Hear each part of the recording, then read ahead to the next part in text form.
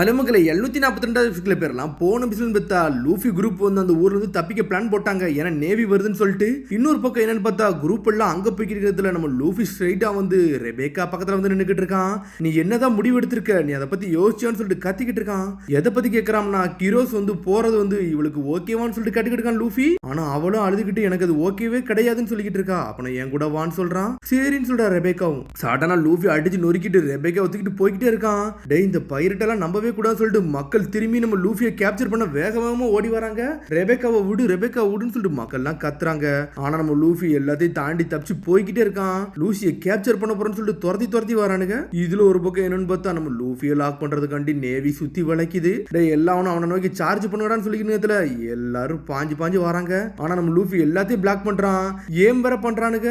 சடனா லூஃபி மேல சீப்ரேஷன் சோனை போட்டு லாக் பண்றாங்க. இருந்தாலும் எல்லாத்தையும் கழட்டி போட்டு திரும்பி பிரின்சஸ் கூட தயாராகிறாம. லூசி இப்ப என்ன பண்ணன்னு சொல்லிட்டு கேட்டுக்கிட்டு நேரத்துல என் மேல மட்டும் ஏறன்னு சொல்றான். சடனா எல்லாரும் அட்டாக் பண்ண வராங்க. கம்மு விம்புன்னு சொல்லிட்டு எல்லா கூட்டத்தையும் அடிச்சு பறக்கூடுதான். அடிச்சு நொறுக்கிட்டு திரும்பி கம்மு போட்டு வானத்துணைக்கு பறந்து போய்கிட்டு இருக்கான். லூசி என்னடா பண்றன்னு சொல்லிட்டு அவ ஷாக் ஆகுறா. நம்மள கம்முன்னு சொல்லிட்டு எல்லா இடத்தையும் அடிச்சு நொறுக்கிட்டு போய்கிட்டே இருக்கான். போற வழியில நம்மளால சாப்பிட்டுட்டு ஓடிக்கிட்டே இருக்கான். ஒரு பக்கம் ரெபேக்கா உன்னை இந்த ஹில்லுக்கு பின்னாடி விட்டுட்டு போறேன், அதுக்கப்புறம் நீ பாத்துக்கிட்டு உனக்கு ஓகே தானு சொல்லிட்டு கேட்டுக்கிட்டு இருக்காங்க. இப்ப மட்டும் நான் மாட்டிக்கிட்டோம்னா உன்னை மொத்த பேர் தூக்கிட்டு போய் திரும்பி பேலஸ்ல கொண்டு போய் விட்டுருவாங்க. அதனால நீ கொஞ்சம் கேர்ஃபுல்லா இருந்துக்கோ அப்படின்னு சொல்லிக்கிட்டு இருக்காங்க.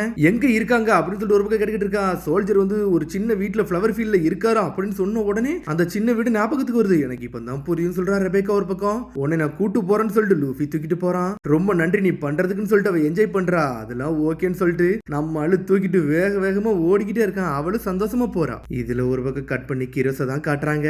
அப்படி பழசெல்லாம் யோசிச்சு பாக்குறாரு. ஏன்னா ஒரு கிளவுஸ் எடுத்து வச்சிருப்பாரு. அந்த கிளவுஸை வச்சுதான் ரெபேக்காவை தூக்கிட்டு போய் செஞ்சிருப்பாரு. அந்த கிளவுஸை போட்டதே வந்து அவர் கை ஃபுல்லா ரத்தமா இருந்திருக்கும். ஏன்னா 2 பேரும் கொன்னனால என் கை ஃபுல்லா ரத்த படிவா இருந்திருக்கு. அதனால என் பொண்ணை நார்மலா தூக்க மாட்டேன்னு சொல்லிட்டு கிளவுஸை போட்டு தூக்கி இருந்திருப்பாரு. அதெல்லாம் யோசிச்சு பாக்குறாரு. ஸ்கார்லட் நான் இங்க இருந்து கிளம்ப போறேன். என்னோட ரோலை வந்து நான் கம்ப்ளீட் பண்ணிட்டேன். ஹஸ்பண்டாவும் என்னோட பொண்ணுக்கு ஒரு அப்பாவும் இருந்தேன். நான் இங்க இருந்து கிளம்புறேன்னு சொல்லிட்டு ஒரு பக்கம் கிரோஸ் ஓட வச்சுட்டு அங்க இருந்து கிளம்புறான். இதுல ஒரு பக்கம் பார்த்தா லூஃபி வந்து ரெபேக்காவை இறக்கி விட்டு போய்கிட்டே இருந்திருக்கான். ரெபேக்கா ஓடிக்கிட்டு இருக்கிறதுல பழசெல்லாம் யோசிச்சு பாக்குறா.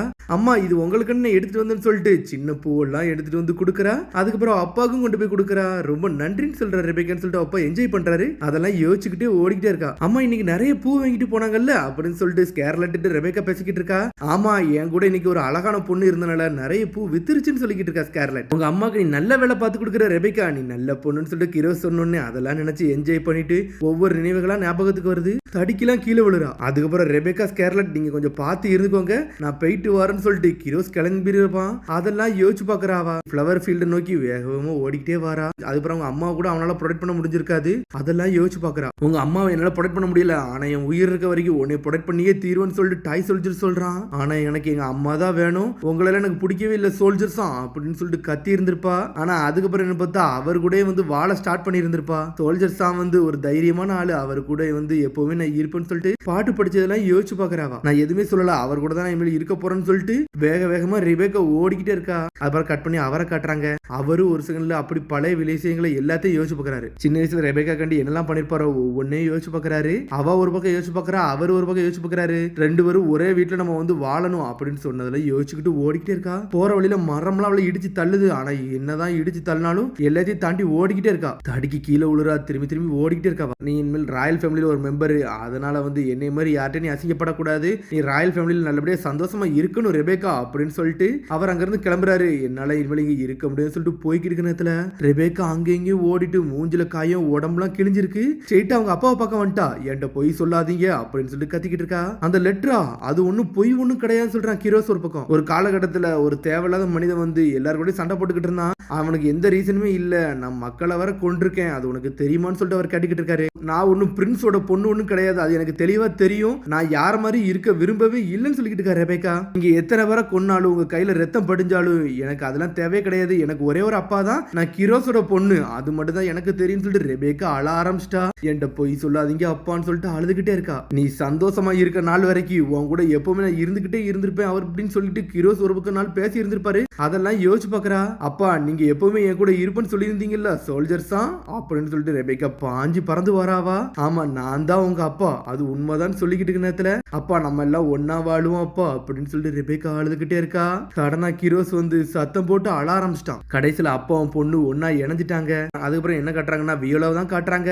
அப்பா என்னை மன்னிச்சிருங்க, ரெபேக்கா இனிமேல் வரப்போறது இல்ல அப்படின்னு சொல்லிக்கிட்டு இருக்காவா. எனக்கு தெரிஞ்சதுதான் சொல்றாரு அவரு, அவளுக்கு அதுதான் வேணும்னு சொல்லிட்டு எனக்கு தெளிவா தெரியுதுன்னு சொல்லிக்கிட்டு இருக்கா. வியோலா என்னை மன்னிச்சிருங்க, என்னோட பிளேஸ்ல நீங்க பிரின்சஸா இருக்க முடியுமான்னு சொல்லிட்டு அவ சொல்லிட்டு போயிருந்திருக்கா ரெபேக்கா. அதெல்லாம் யோசிச்சு பாக்குறா. பார்த்தா ஒரு காலகட்டத்தில் ஸ்கார்லெட் சொல்லி இருந்திருப்பா, வியோலா என்னோட இடத்துல நீ தான் இருக்கணும், அடுத்த பிரின்சஸ் நீ தான் சொல்லிட்டு போயிருந்திருப்பா. அவங்க அம்மா என்ன பண்ணாலும் அதே தான் பொண்ணு பண்ணிட்டு போயிருக்கான்னு சொல்லிக்கிட்டு இருக்காவா. அப்படியே விஷயம் சொல்லிட்டு கிங்கிரிக்கோ நக்கலா சிரிச்சுக்கிட்டு இருக்காரு ஒரு பக்கம். இன்னொரு பக்கம் கட் பண்ணி கொலிசியத்தில் உள்ள வாரியர் தான் காட்டுறாங்க.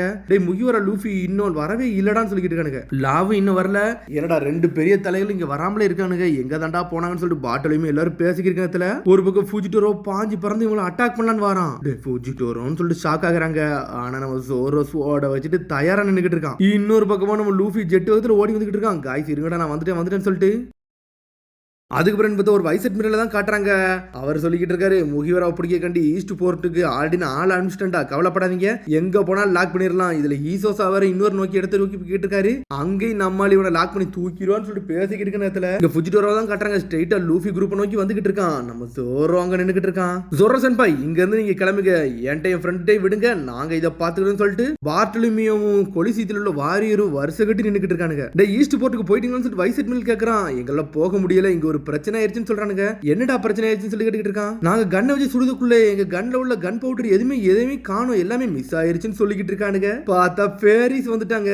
எல்லா ஒரிஜினல் கன்னையுமே தூக்கிட்டு போயிட்டு டூப்ளிகேட் கன்னை தான் வச்சிருக்கானுங்க. அது மாதிரி நம்ம வார்ஷிப்பை எதுவுமே மூவ் பண்ணவே முடியாது, எவனோ வார்ஷிப்பை ஒன்னா வச்சு தச்சிருக்கான்னு சொல்லிக்கிட்டு இருக்கானுங்க. அது நம்ம லியோ தான். இந்த ஸ்ட்ரிங்ஸை கட் பண்ணுங்கன்னு சொல்லிட்டு கத்திக்கிட்டு நம்ம லியோ குரூப் மாசா காமிச்சிக்கிட்டு இருக்கானுங்க. இதுல சோல்ஜர்லாம் வந்து பேரலைசிஸ் ஆயிருக்கானுங்க. அவனுக்கு எதுக்கு ஆயிருக்கானுங்கன்னு சொல்லிட்டு ஒண்ணுமே புரியல. என்னன்னு பார்த்தா இங்கதான் ஏன் பேரலைசிஸ் சொல்லிட்டு ஒரு தெளிவான விஷயமே நம்மளுக்கு தெரிய வருது. எல்லா சோல்ஜர்ஸ்ல இருந்து ஏகப்பட்ட பாலை வந்து அவ எடுத்துக்கிட்டே இருக்காதான், ஹீலிங் பாலை. அப்படி எடுத்ததுக்கு பிறகு அவங்க கொஞ்ச நேரம் வந்து பேரலைசிஸ் ஆயிருவாங்க. இப்படி இருக்குதுன்னா ஓகே தானு சொல்லிட்டு பிரின்சஸ் கேட்டுக்கிட்டு இருக்கா. பெர்மிஷன் எல்லாமே தயாரா இருக்கு, நீங்க எடுத்துக்கிட்டே இருங்க, ஒன்னும் பிரச்சனை இல்லைன்னு சொல்றாங்க. ஹீரோஸ் இதைத்தான் சொல்லியிருக்கான். இவங்களுக்கு எதுவும் அடிபடாது, ஆனா கொஞ்ச நேரம் பேரலைசிஸ் ஆயிருவாங்க. சரி மக்களை காப்பாத்துறதுக்காண்டி இது இருந்தா போதும்னு சொல்லிட்டு எல்லாத்தையும் உறிஞ்சிக்கிட்டு இருக்காங்க. வாங்க நீங்க கொஞ்சம் வேலையில இருக்கீங்கன்னு தெரியும், ஆனா ஒரு வேலை அர்ஜென்ட்டா இருக்கு, வர முடியுமான்னு சொல்லிட்டு ஒரு வைஸ் அட்மிரல் வந்து நின்னுக்கிட்டு இருக்கான். சீக்கிரம் இந்த வேலையை முடிச்சிருவேன் சார், நான் வரட்டுமான்னு சொன்ன உடனே அவனும் சந்தோஷத்துல பார்க்க ஆரம்பிச்சான். இந்த குட்டி பொண்ணு அழகா இருக்கான்னு சொல்லிட்டு பாரிஸ் வேலை பார்த்த உடனே அந்த பாரிஸ் இவங்க உடம்பு யூஸ் பண்ண இவங்க வித்தியாசமா மாறுதாங்க சார் அப்படின்னு சொல்லிட்டு இருக்க நேரத்துல என்னடா பேசுறீங்க, பாரிஸ்ல நம்மளுக்கு ஹெல்ப் தான்டா பண்றாங்கன்னு சொல்லிட்டு கத்திக்கிட்டு இருக்கான். ஒரு பக்கம் வைஸ் அட்மிரல், இன்னொரு பக்கம் கட் பண்ணி யாரை காட்டுறாங்கன்னா ஃபுஜிடோரா தான் காட்டுறாங்க. பாட்டிலுமே டீம் எல்லாரும் பேரியரை போட்டு தடுத்து நின்னுக்கிட்டு இருக்கானுங்க. டேய் முகிவரா கூட்டத்தையும் ட்ரஃபலகர்லாமே தொட விடக்கூடாதா, நம்ம பிளாக் பண்ணி நிக்கணும்னு சொல்லிட்டு பாட்டிலுமே நின்னுக்கிட்டு இருக்கான். இதுல ஒரு பக்கம் நம்ம லூஃபியா ஜெட் வேகத்துல ஓடி வாரான். அதுக்கப்புறம் கட் பண்ணி நம்ம ட்ரஃபலகர்லாவை தான் காட்டுறாங்க. லாஸ்ட் எயிட்டா போய் செங்குக்கு போய் பார்த்துக்கிட்டு இருக்கான். இந்த ரைஸ் கிராக்கர்ஸ் வேணுமான்னு சொல்லி கேட்கறான். அதெல்லாம் வேண்டான்னு சொல்லிட்டு இருக்கிற நேரத்துல சடனா பழசை யோசிச்சு பாக்குறாங்க. என்னன்னு பார்த்தா ட்ரஃபலகர் லாவை பத்தி தான் வந்து குரோசான் பேசி இருந்திருப்பான். அதை பத்தி தான் யோசிச்சு பாக்குறான். ஒயிட் டவுன்ல ஒரு சர்வைவர் இருக்கான், அவனுக்கு வந்து ஒயிட் டிசீஸ் வந்து பாதிக்கப்பட்டிருக்கு, அவன் இந்த உலகமே வெறுக்கு, ஆனா அவனை என்னால விடவே முடியாதுன்னு சொல்லிக்கிட்டு இருக்கான். ஓல்டர் பேர் தான் பாத்துக்கிட்டு இருக்கான், ஆனா இவன் ரொம்ப குழந்தையா இருக்கான், இவனை நான் காப்பாத்தி தீரணும்னு சொல்லிட்டு குரோசான் பேசி இருந்திருப்பான். டே ரொம்ப இதுக்குள்ள இன்வால்வ் ஆகாதுன்னு சொல்லியிருப்பான். அது எனக்கு தெரியும், ஆனா என்னோட பிரதர் நான் ஸ்டாப் பண்ணியே தீருவேன், அவ்வளவு பெரிய ஆளா என்னால ஸ்டாப் பண்ணாமலே இருக்க முடியாதுன்னு சொல்லிக்கிட்டு இருந்திருக்கான். அதை பத்தி தான் இப்ப யோசிச்சு பாக்குறான். ஒரு நாள் ஒரு பிரேவ் சோல்ஜர் வந்து இறந்தான், ஆனா அவன் வந்து எனக்கு ரொம்ப ஸ்பெஷலானவன் அப்படின்னு சொல்லிக்கிட்டு இருக்கான். என்னன்னு பார்த்தா ஒரு காலகட்டத்தில் ஒரு ஐலண்ட்ல போய் அவனை தூக்கிட்டு வந்தது இவனா தான் இருந்திருப்பான். அவனை மீட் பண்ணதுக்கு அப்புறம் அவனை என்னோட குழந்தை மாதிரி தான் வளர்த்தேன், அவன் என்னோட பையன் மாதிரின்னு சொல்லிக்கிட்டு இருக்கான். அவனை ரொம்ப நல்லதுக்காண்டி நீதிக்காண்டி நேர்மைக்காண்டி வளர்த்தேன், அவன் அதுக்கு ஏற்றபடி தான் இருந்தான், அவனை முழு நம்பிக்கையோட வச்சேன். ஆனா ஒரு நாள் எனக்கு ஒரு பெரிய பொய்யை சொன்னான்னு சொல்லிக்கிட்டு இருக்கான். ஆனா வாழ்க்கையில அது ஒன்னதான் சொன்னான்னு சொல்லிக்கிட்டு இருக்கான். என்னோட பிரதருக்கு வந்து அந்த ஆப் ஃப்ரூட் வந்து எங்க இருக்குன்னு சொல்லிட்டு தெரிஞ்சிருச்சுன்னு சொல்லிட்டு இருக்கான். அது ஒரு டாப் சீக்ரெட்லாம் சொல்லிக்கிட்டு இருக்கான். என்னன்னு பார்த்தா வேணுக்குனே அவன்கிட்ட போட்டு வாங்கி இருந்திருக்கான், எங்க அந்த ஆப் ஃப்ரூட் கிடைக்குன்னு சொல்லிட்டு பிளானை கண்டுபிடிச்சிட்டு முதல்ல போய் அதை தூக்குறது இவனோட பிளானாவே இருந்திருக்கு. சரி சார் நான் அந்த ஐலாண்டுக்கு போக போறதுல விலகி தான் நிப்பன்னு சொல்லி இருந்திருக்கான். அதுக்கப்புறம் என்ன பார்த்தா செங்குக்கு ஒரு தகவல் வந்துருச்சு, சார் டோங்கியோட ஃபேமிலிக்காரங்க ஒருத்தனை கொண்டிருக்கானுங்க, அது அவங்களாலே கொண்டிருக்கான், அது வேற யாரும் இல்ல, அவனோட கோட் நேம் வந்து குரோசான்னு சொல்றாங்க. குரோசானான்னு சொல்லிட்டு அப்படி ஷாக் ஆகுறான். அவனோட போட்டோ அனுப்பியிருக்கேன் சார் சொன்ன உடனே ரோசினாட்டே எதுக்குடா அந்த ஐலாண்டுக்கு நீ போன, நீ இறந்துடும் சொல்லிட்டு தானடா நான் நினைச்சேன்னு சொல்லிட்டு அப்படியே அழுதுகிட்டே இருந்திருக்கான் சமயத்தில். அந்த சமயத்துல எனக்கு அவன் துரோகம் பண்ணிட்டான், ஆனா அதுக்குன்னு சொல்லிட்டு ஒரு ரீசன் இருக்குன்னு சொல்லிட்டு எனக்கு அப்புறம் தான் தெரிஞ்சிச்சுன்னு சொல்றான். அந்த நேரத்துல ஏகப்பட்ட விஷயங்கள் நடந்துச்சு. அதுல பைரட் குரூப் வந்து சாஞ்சாங்க, என்னோட ரோசினாட்டையும் சாஞ்சான், ஓபி ஃப்ரூட் எங்க கையை விட்டு போச்சு. டோங்கியோட ஃபேமிலிக்காரனே இது எடுத்தான்னு சொல்லிட்டு தெரிய வந்துச்சு. யாருக்கு ஒயிட் லிட் டிசீஸ் இருந்துச்சோ அவன் தான் அதை யூஸ் பண்ணான்னு சொல்லிட்டு எங்களுக்கு தெரிய வந்துச்சுன்னு சொல்லிக்கிட்டு இருக்கான். ஆமா அது உண்மைதான், அது நான் தான் சொல்றான் ட்ரஃபலகர்ல. அதோட முடியாத எபிசோட சந்திப்போம். மறந்துடாம சப்ஸ்கிரைப் பண்ணி ஷேர் பண்ணி கமெண்ட் பெல் பட்டன் கம்பறாங்க. See you bye.